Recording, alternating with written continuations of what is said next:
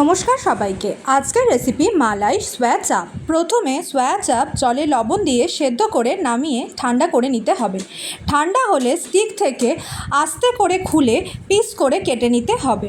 অন্যদিকে কাজু, চারমগজ, পোস্ত, কিশমিশ, কাঁচা লঙ্কা, টক দই দিয়ে ব্লেন্ড করে নিতে হবে।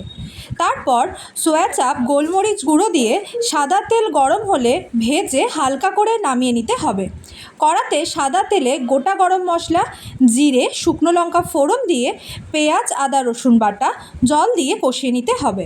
কষানো হলে কাজু পোস্ত বাটা মশলা দিয়ে ভালো করে মিশিয়ে জল ও গোলমরিচ গুঁড়ো দিয়ে কষিয়ে দুধ দিয়ে আরও খানিকক্ষণ ভালো করে মিশিয়ে জল ও ভেজে রাখা সোয়া চাপ, লবণ ও পরিমাণ মতো চিনি দিয়ে ফোটাতে হবে। ফুটে এলে নামাবার আগে বাটার, চেরা কাঁচা লঙ্কা ও ক্রাশড কাসৌরি মেথি ও গরম মশলা গুঁড়ো দিয়ে মিশিয়ে নামিয়ে সার্ভ করুন মালাই সোয়া চাপ।